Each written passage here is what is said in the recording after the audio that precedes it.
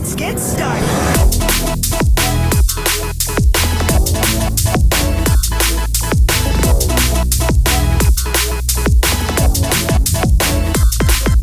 Hello, and everyone. Welcome back to FusionLore, the podcast where we go over the lore of FusionFall 30 minutes at a time, exploring every mission to understand what's going on in this crazy world we like to spend time in. I'm your host, Magical Dealer, and I'm also joined by my co-host, Matt, also known as R. Say hi, Matt.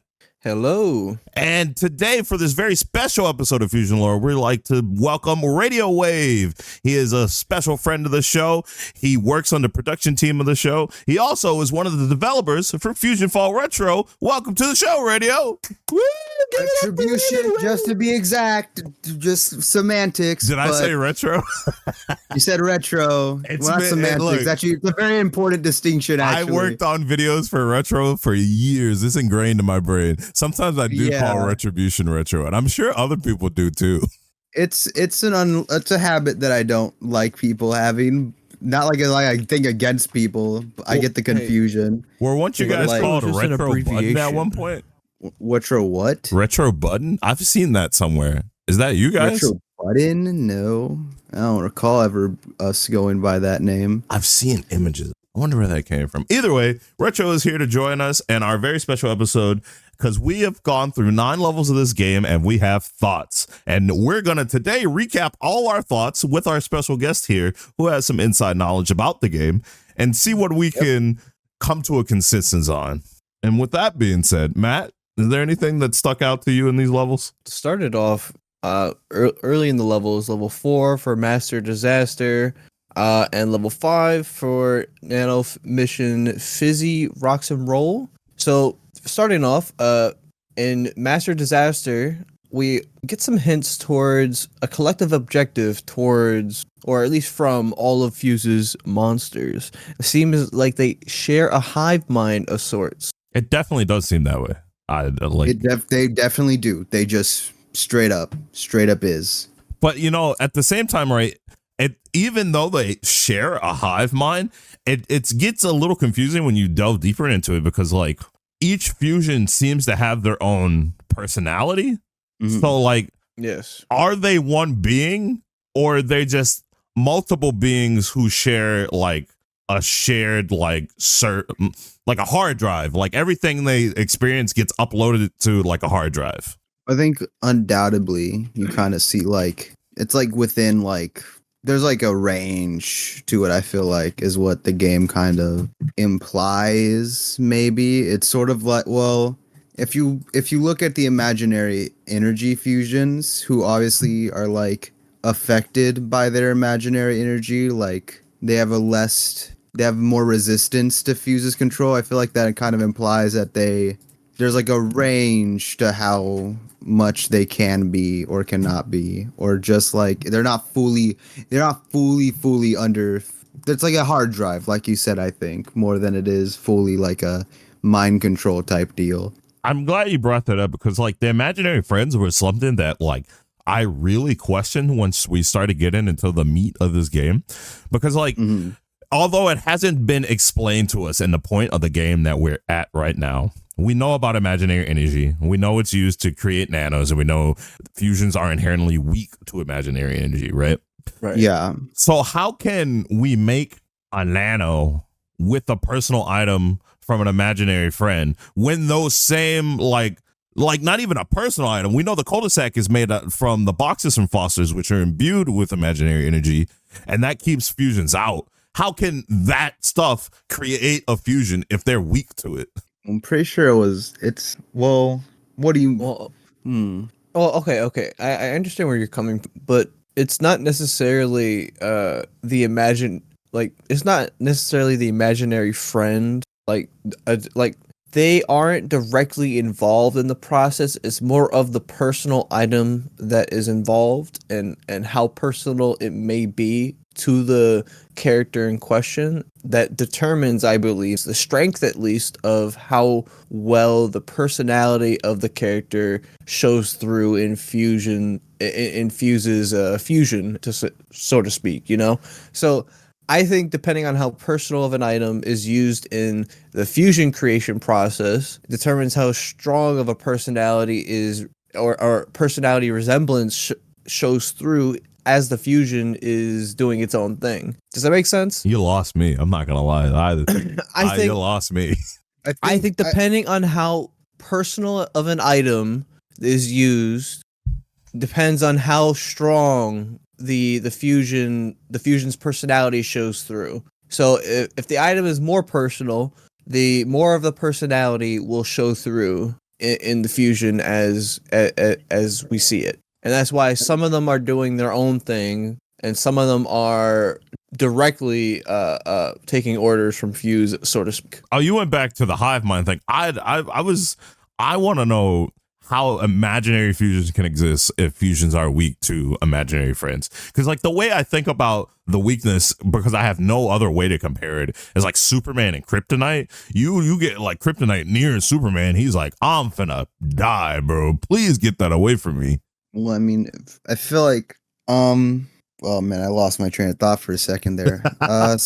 So basically how I view it, well, imaginary energy fusions, it's like to get them out of the way real quick. I feel like the item, like Matt was saying, the item isn't like, we're not like, it's like it's a weird thing to scale, right? But I guess the item, how personal the item could contribute to like how they are.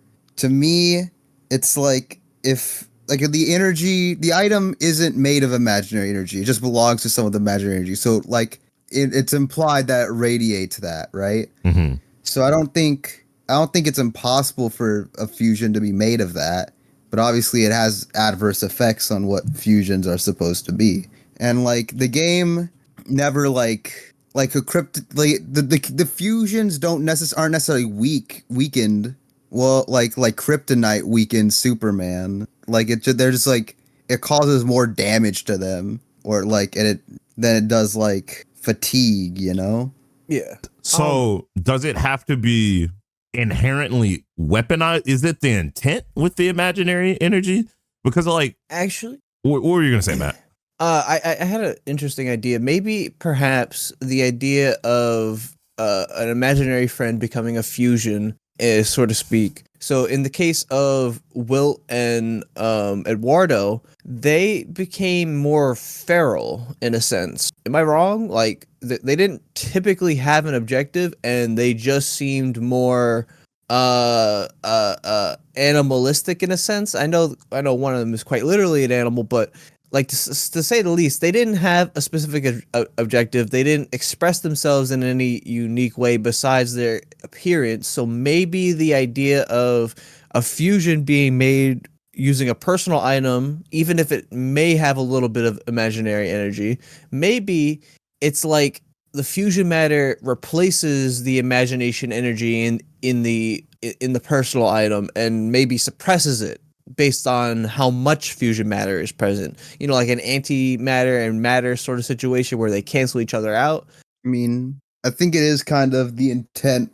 I don't know if it's supposed to be antimatter matter type situation, but I think imaginary energy is inherently the antithesis, like to fusion matter. That was like the setup they were going for plot wise, right? Like the power of imagination type thing. See, but okay, that goes into what I was trying to say. I don't think fusion or imagination energy is inherently toxic to fusion. I think it is the intent behind the imagination energy. Because like you're gonna tell me I'm thinking too deep about it, Radio. I know I can hear you. You're gonna tell me I'm thinking too deep about it. Yeah, but you are.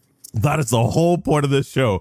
I think because it is inherently imagination, whatever you intend to do with said imagination is what will come from using it. Like we haven't gotten to that part yet in the game, but I know there's like there's the area where the refuse posters, and well, it's like we put those up to demoralize the fusions, and then it made them weaker because that's what they wanted the posters to do. So if like it's just pure imagination energy and it's just existing, I guess it wouldn't hurt them. And that's my best shot at trying to like make sense of this. I mean, imaginary energy, like already in Foster's, it shows that like imaginary energy isn't inherently like something that's purely positive because the teenage imaginary monsters exist. Like that's even in FusionFall. So I guess intent does matter. Yeah. Though I think, and like, I don't think it's something you have to really think of too wildly in the plot setup of FusionFall because of how much it's like sort of set up as the antithesis. Like for the most part, the intent that imaginary energy is used with is just always good in FusionFall because it's just that's the relevant part of imaginary energy for the plot. I'm I willing to wouldn't accept even- that. I'm willing to accept it. Well, actually, I'd like to reference the document that Radio Rave here, Radio Rave here.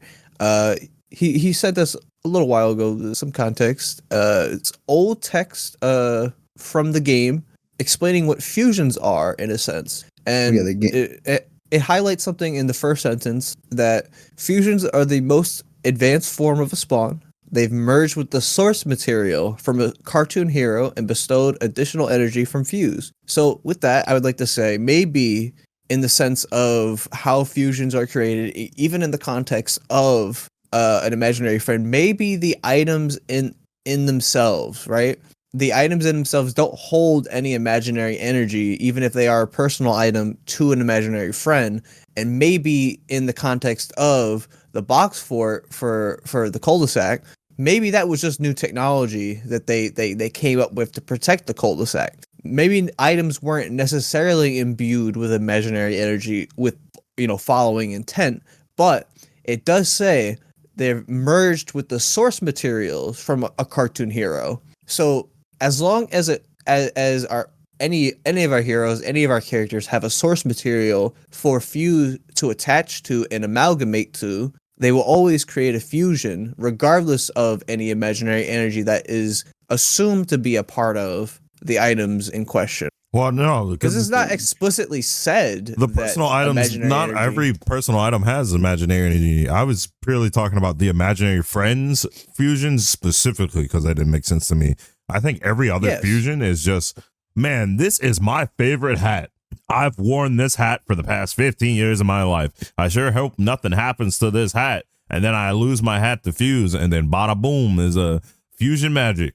Right, but that's what I'm saying. So it's based on the source material.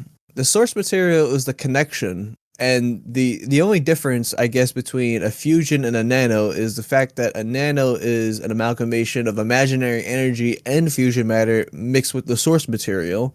Right. And then a fusion is just a bunch of fusion matter with some extra energy from Fuse, according to this text, and the source material. So it's not necessarily, especially in the context of imaginary friends having fusions, I don't think imaginary friends' source materials are necessarily imbued at all with any imaginary energy. It's just a source material that is personal to them.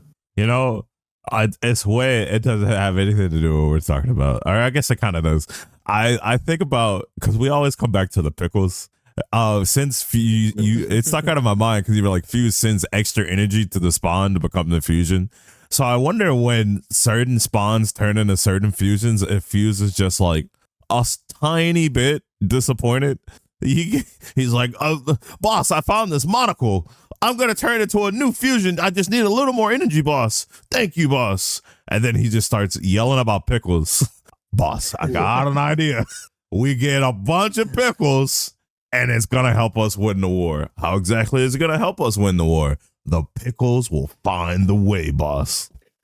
Well, I get what you're saying. Like, it's a bit jokey, but Fuse is more so described as like, he's like supposed to be like this amalgamation of evil that just keeps consuming. So I think their thought process is always to keep consuming the world and weakening it. So I think it's less planned out like that for the most part, and more so just like. Well, would you say that Fuse is an entity, or would you say that Fuse is like a force?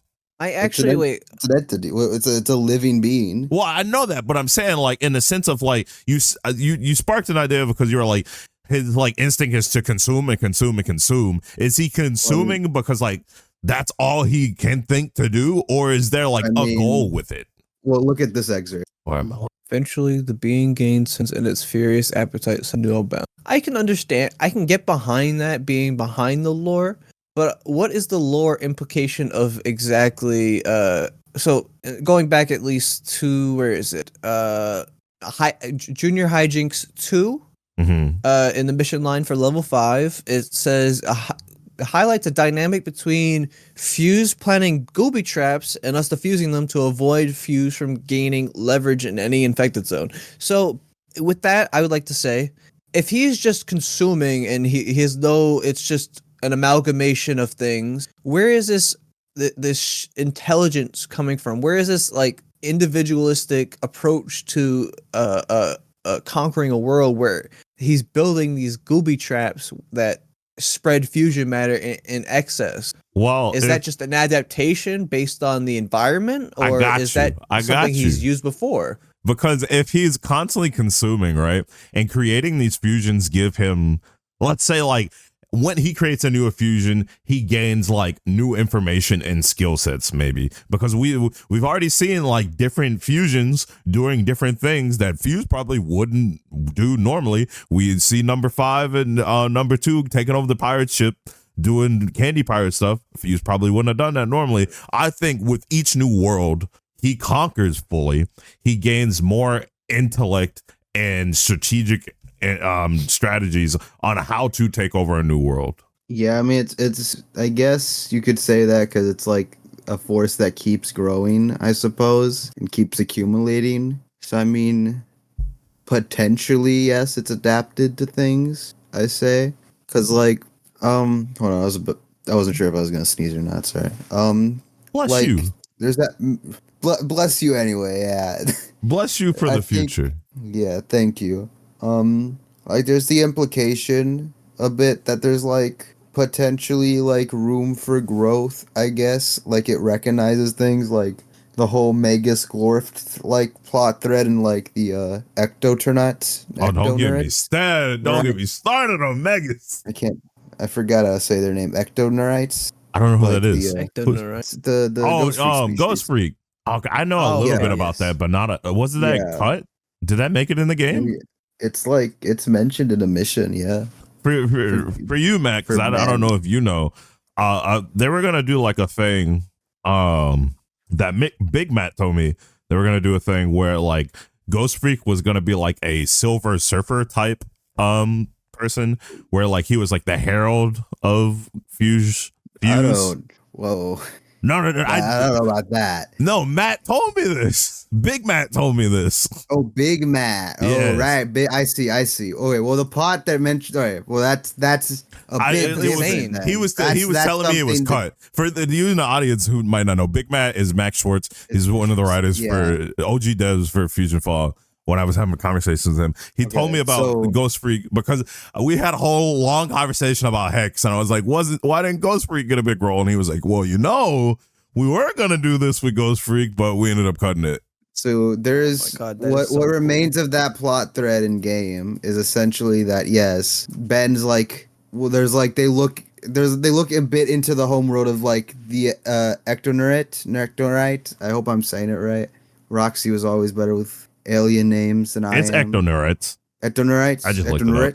Ectonerites. Ectonerites. Yeah, Ectonerites.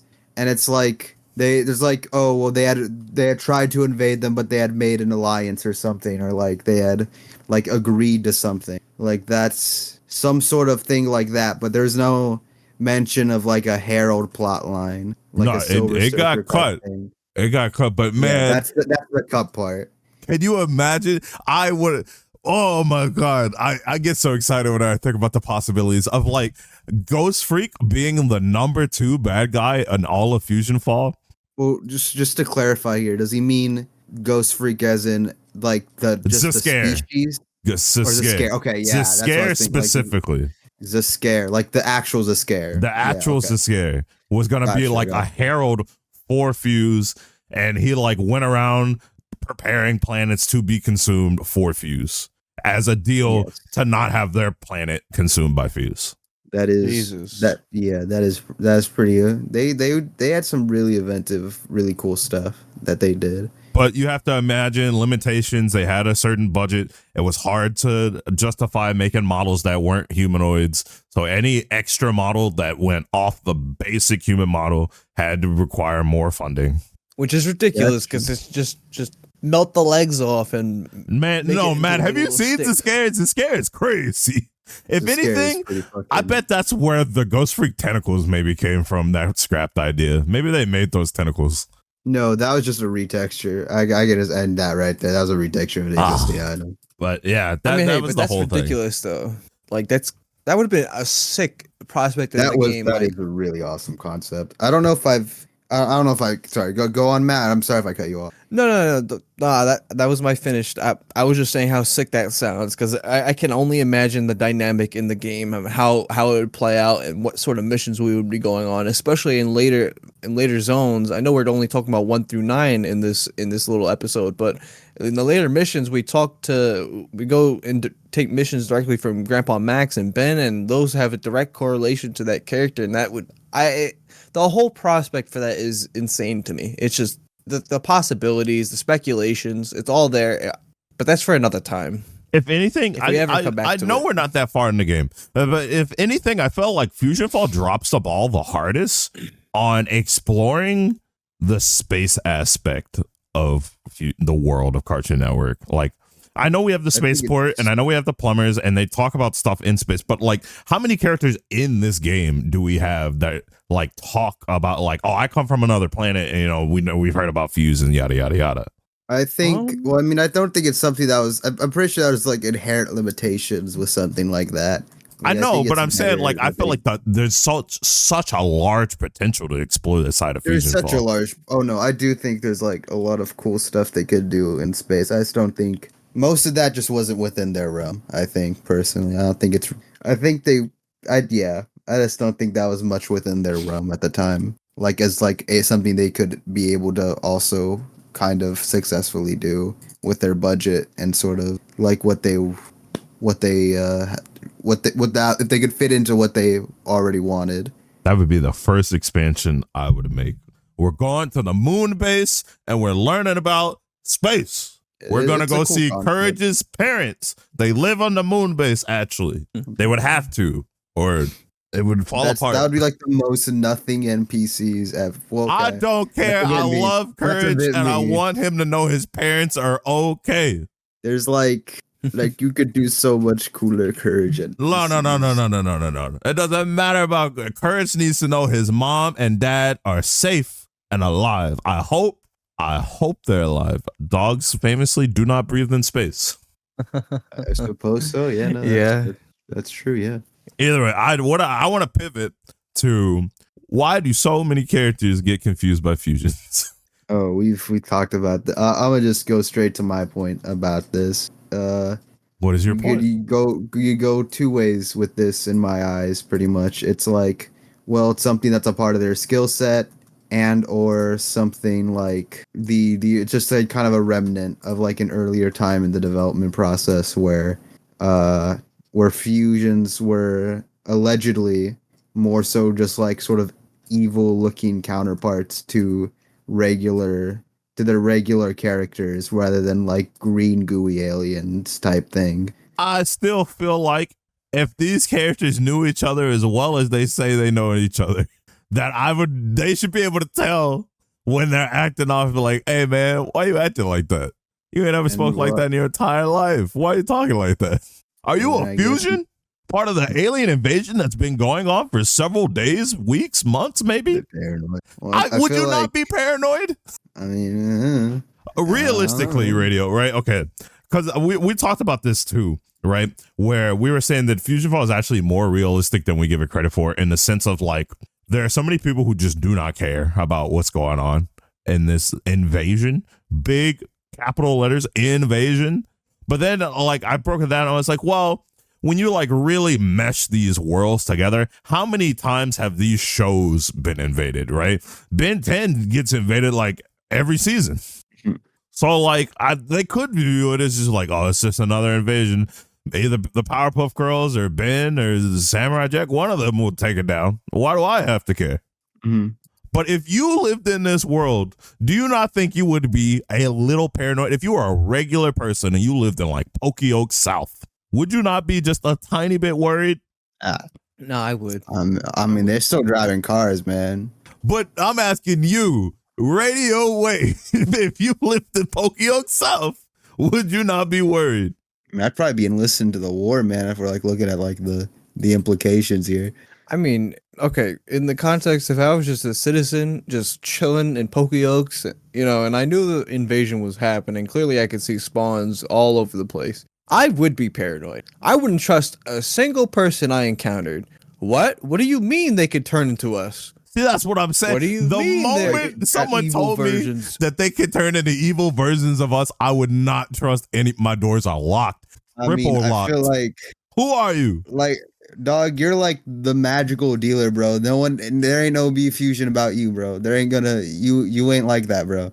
Man, you don't know what my fusion can do, man. You ain't seen the magical fusion.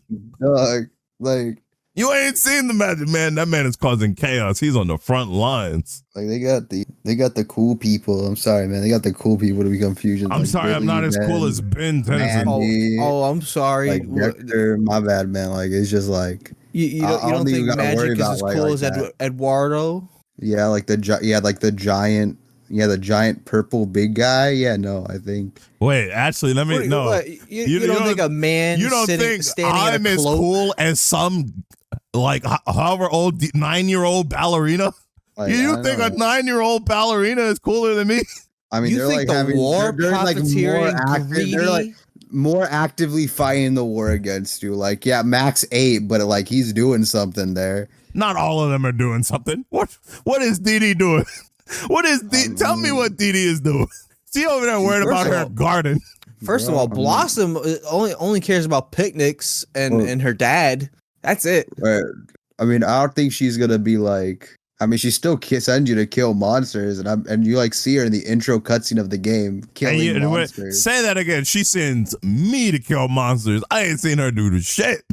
Mind you, again, that's in the context of so she can have her picnic. Okay. She sends you to kill monsters just so she can have a picnic in an open area. She's busy, man. Why can't she just live her life, dude? Because the world is being invaded. I'm still driving car. Obviously, like people can still have their lives. I don't know. The school isn't infected though. I mean, yeah, probably like. I mean, yeah. That brings another good topic. Actually, a lot of infected zones are still hot zones. Like people are still actively going in and out of these infected zones, and they're utilizing the spaces within these infected zones as if they are not infected zones. Oh yeah, which is what? Funny to me. So like, there are several times in the game where like we'll do missions in infected zones, and then characters will speak as if they're finna go to that location, and we're like, that's an infected zone. What are you doing? So is it like, do we have to like kind of break our perspective? What? I mean, like fusion stuff isn't a virus. What? It's toxic. If your player stands in fusion, man, like it's an infected zone. Obviously. I mean, if you can like jump over like fucking like if you like jump on blackboards and shit over like green pools of toxic matter, I'm sure like fucking 8-year-old Matt can, dude. Bro, look, if my teacher is like, children, we're gonna have school today, and I'd be like, there's a what scenario, what mission specifically are you talking about where they're like, I'm gonna go take a class at Pokeoke's junior high? There's a mission you do not for Pokeokes, but in Habitat Homes where you like go stop a bunch of fusion gooby traps from going off, and then like when you finish it, the monkey sky agent is like, whoo, now we can go back to school. And it's like, wait, what have you done? I have to go back to school. And we're like, what are you talking about? Go back to school. There's a moat of fusion matter in front of your school. There's monsters running around it. I just don't think he realized. I just think he kind of forgot. We haven't gotten there yet, but I distinctly remember that when you go do missions at the auditorium, the first missions you do for the auditorium, Ace is talking about practicing for a show they're about to put on. I think number one says that something. Just seems like them though. No, because number one was like, I gotta go see the Green Gang concert. You telling me they go into that infected ass zone and putting a concert on and people are coming? Number two gonna defend himself, man. He's like Number the chief one. 2x4 guy, man. He's got like fucking. He's packed like with like firearms and shit and like technology. Like, I Radio don't think Wave he's is a got non-believer. He's a denier. He says, "Let the dumb people be dumb. It doesn't affect He's me." literally, bro. I mean, dude, he can handle himself. All right, so okay. I mean, you're the one who did his Earlier nano mission fight the example. first leg of the game. I do have an earlier mission example, at least within the ones we should be talking about, not in Habitat Homes related, but in Junior Hijinks, we are sent in Junior Hijinks 1, we are sent into Poke Oaks Junior High because Fuse's monsters shut down the power at the high school. Mind you, they didn't say they shut down the power for the teleporters. They didn't shut down the power for the I guess the infected zone barriers, but they turned off the power. So some significance in that is I believe that we are still utilizing the school, at least for people to be going in there in the first place, for us to have a mission to go make sure the power's turned back on. Yeah. I think in the context of that, I think at least it's not necessarily, maybe they're just going through their lives, but no, people are fully utilizing some of these areas as if they are not infected zones, and the missions can reflect that. It's, hey, listen, that we have a problem within the infected zone. We need it fixed. Fuse is on his rampage again, or whatever the case might be. He's planted gooby traps. Can you go fix it? And we always do. At least in this mission line, we just we find a tampered electrical power buried cable with the pesky ponies. Because of the pesky ponies. So I think with at least just this mission line in Junior Hijinks, it shows that, especially talking about later missions, especially in Habitat Homes and in the stadium, that most areas can and still are used like they're not infected zones, at least in my opinion. I mean, we're still got to function, I guess. Yeah, I mean, can't let everything just fall under. This man was like, I don't care if my job is half blown up. I'm showing up. You want some fries, man? Get a little sprinkle of fusion matter on still top. gotta be in business, bro. People gotta eat. That's capitalism at its finest, I guess. That's just that. Is Mandark still going to his lab? Because his whole workers. Mandark is in Tech Square. That's his old lab. Yeah, they're literally doing their job like then and there. I do want to put a little callback though. Earlier you were talking about, joking at least, about Fusion Mayor and his pickles, but in the Littlest Fusion mission for level 5, we also it is also highlighted that Fuse is targeting food supplies in an attempt to poison characters. Oh yeah, Matt has his whole. It's also idea. First confirmation. Yes, Matt has his whole idea that Fuse is like a target and a food supply because there's so many food related missions where like our character's like, I need this. Can you go get it? Can you go get this for me? I just thought it was just cartoons being cartoon. Matt thinks that Fuse is like, no food for you. No food for you.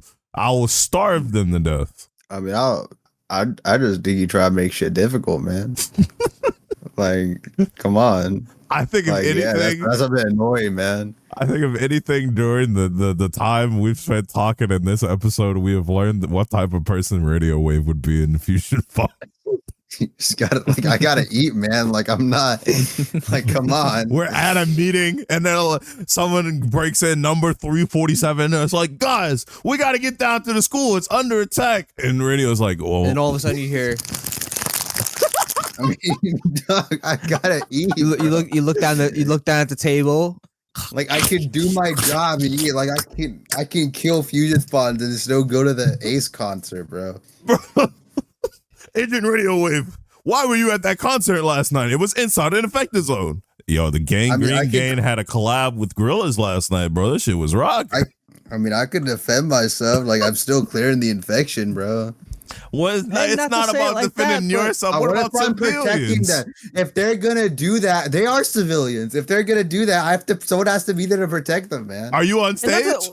Wait. I mean, I could be on the side and just like enjoying things. It's to his credit, I know we weren't talking about this necessarily, but that brought in an interesting idea in my head. there is essentially no death for any of our any of our current, at least the player and any hero to our knowledge. Grim Reaper turned that shit off. He said, "Dev mode, no death." The Grim Reaper literally said, "No more death." So, in the context of this world and the idea that all these zones are still in active use, it kind of makes sense why they're still in use, because people aren't necessarily worried about dying. I guess I never thought of it that way. They'll just come back. Oh, you know, like sure, we're losing the world, but you know, hey, you could try again tomorrow. No, you're making Radio's way of thinking sound right.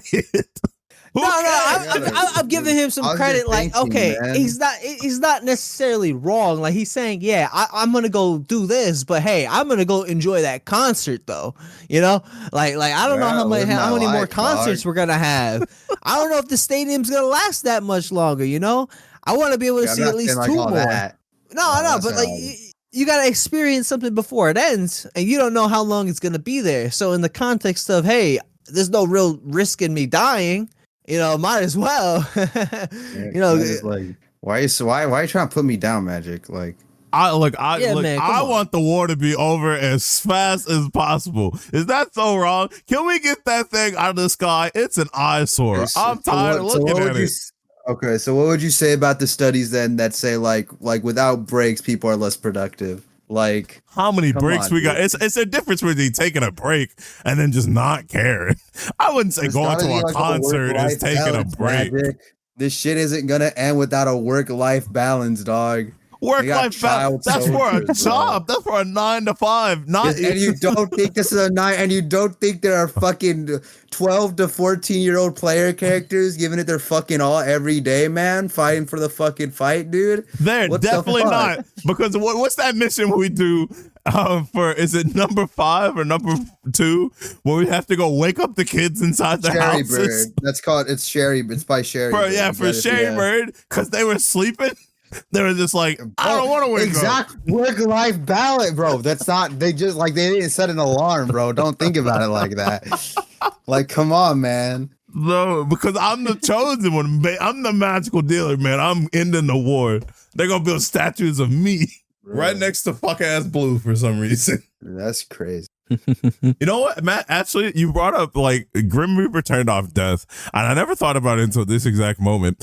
Where is everybody in the future?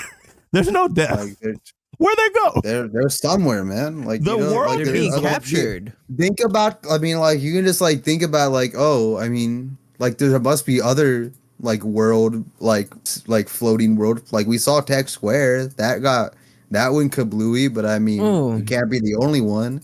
I'd like to think the Grimm's death, return by death, at least whenever we die as a character, as the main character, or whatever the case might be. I like to think that the powers that be, Grimm's powers are limited, and he can only affect Earth as a whole if you die on Earth. So the reason people are disappearing is because Fuse is like, hey, I killed that person last week. Why is he back here?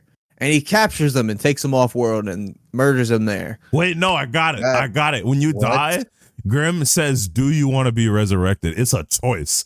It's a choice to be resurrected. Maybe they just gave up. They were just like, no, dog, let me stay dead. How do we pivot here, man? This is stupid.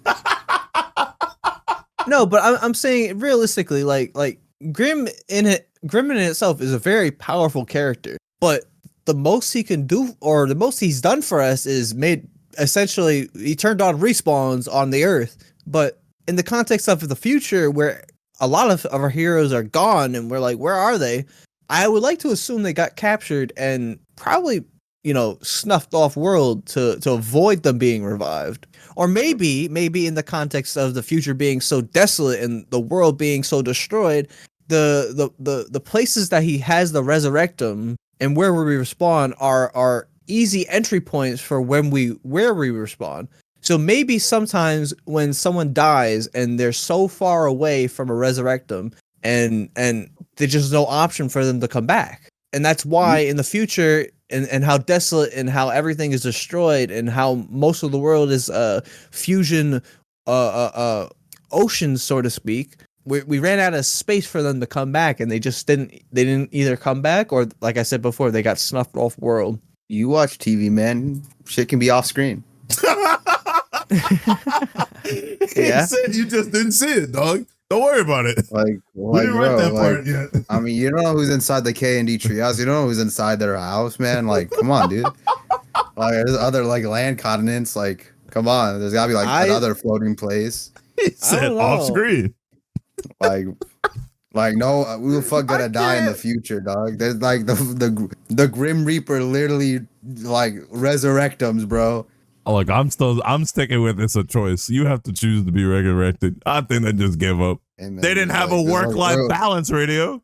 They didn't have a work-life balance. If we going by the games UI, there's only one button in that, and it says go. Like go, just keep going. Well, if I never click it, I don't resurrect. Yeah, you do. You automatically resurrect in 60 seconds. What the fuck? I didn't consent to being brought to life. I'm suing the Grim Reaper. Let me die. Just press change characters and press exit game, bro. Like, come on. Hey, do me a favor, just log off real quick. Oh, let's be so for real right now. Let's be so for real right now. Oh, that's the timer. That's the timer. Well, I guess that's it then. This went off the rails so fast. My message to you all: log off. Some final things I would like to say.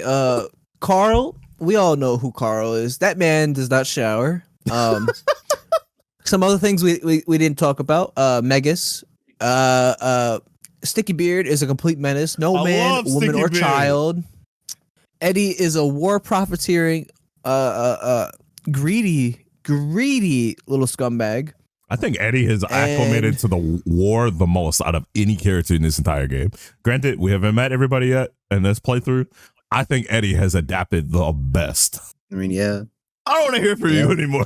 Go back to sleep in your house and we'll wake you up when Shaybird tells us to. He's a businessman. I mean, he's pretty cutthroat for like he's a war profiteer. Yeah, no, that's true. I want to go find Fusion Radio Wave now. I'm gonna go find Fusion. What is Fusion? If Radio Wave is like this in the war, is Fusion Radio Wave like, man, Fuse? It's like a chill guy. Man. Let him be. He's a chill guy. Why we fight? Leave him alone. Yeah, I'd want to hang out with Fusion Radio Wave. He sounds pretty cool.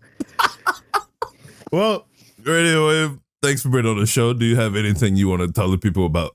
Yeah, if I can do like a little plug section real quick. Go ahead. Of course. Well, like if you're interested in playing FusionFall again, it would mean the world if you could check out FusionFall Retribution, project I work on. We're bringing back retro, not just with like major updates to the game. We just had our winter update, introduced a bunch of quality of life and a bunch of returning content from retro and new content. We work really hard. It would be awesome to see even more players online. Yeah, I mean, if you like Ice King, you like, I guess to try to appeal to people here, if you ever played FusionFall and kept clicking on people's like name, like people in front of you, and it kept like bringing up the social menu and you couldn't shoot at an enemy, you can now disable that temporarily in Retribution. The best change in the game. The best new change. Feature, combat toggle. Press F1. There's a combat toggle now. Like, we're really making the game better. And yeah, if you want to play FusionFall Retribution is where it's at, or Open Fusion if you're just a real old head. And if by the time you see this episode, hopefully maybe the Christmas event will still be going on and you'll get to experience that. It'll depending, I don't know, this is January 7th right now. It's definitely lasting throughout all of January. And like probably a good portion through February at the very least, if not February in its entirety. Check it out. We worked really hard on it. Dog, I don't think this episode's coming out until March. Like, okay, well then by that time we probably, if all things go well, there's another update that'll probably be really cool. Like really exciting. Like, trust me. They'll be getting ready for the Bunny Hop event. Bunny Hop. Yep. You heard it here exclusively. Bunny Hop. Thanks for watching the show. Goodbye. Goodbye. Goodbye. Okay. Say goodbye. Sure. Goodbye. Goodbye, everyone. Goodbye. Leave a review.